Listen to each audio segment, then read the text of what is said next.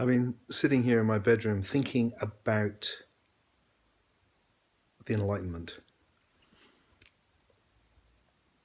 And it's occurred to me that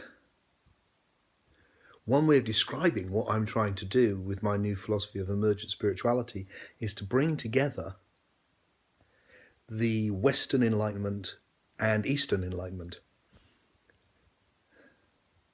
So I got to these thoughts listening to an interview last night where Steven Pinker was talking about his new book, Enlightenment Now, which is not about waking up, it's about reaffirming the values of the Western Enlightenment. Now, that's a period which gave birth to our modern Western world. Hugely important and something I feel immense gratitude for. It asserted the values of rationality instead of just blind belief in dogmas or tradition. Therefore, it began the process of freeing us from the limitations of outdated religion. It put the human being really center, a form of humanism, that what really mattered was human enjoyment of life, alleviating suffering, and that the human being was what mattered, not the religion, not the tribe, not God. The individual human being was what really mattered. And it's given birth to this magnificent culture which we now enjoy. And what I love about Steven Pinker, I haven't read his new book actually, but I'd like to. I read his last one, Our Better Angels, which was excellent. And what I love about his work is that he has such a profound sense of history, which is sorely lacking generally. So that I meet so many people who have a romanticized version of history, and I see all the time this idea that we've come from somewhere better and it's got worse, and if only we could get back, or there was a time at some point when things were great and things are, we're really, the world's just turning into a horrible place. Well, the facts are really the opposite. I mean, obviously, just there being one child suffering, anyone suffering actually, that we see on the TV is one too many, and emotionally your reaction is to that individual, and that will never change, and that's hugely important.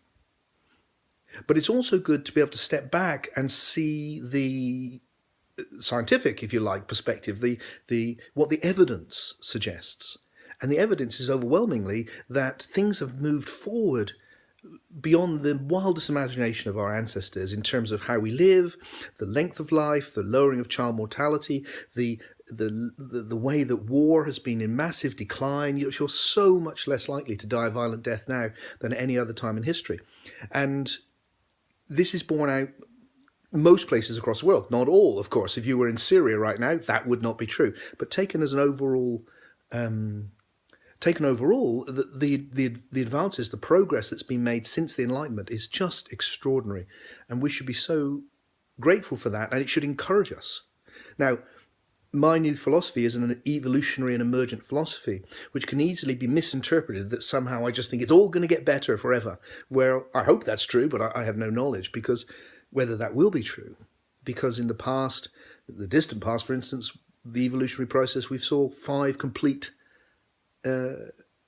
extinction periods, or massive extinction periods.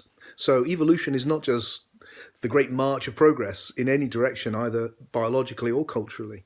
Things come and go, things collapse in on themselves.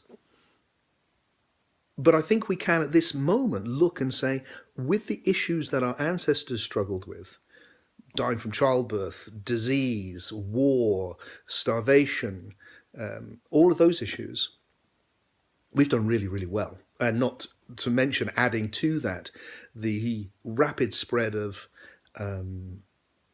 equality for women, which is, beginning only, of course, but just so powerful, and also tolerance of people with different sexualities and so on and so on. Now, because there's so far to go, you can feel like, well, hey, what are you doing? But it's important to see how far we've come, and that's what I think Steven Pinker does really, really well.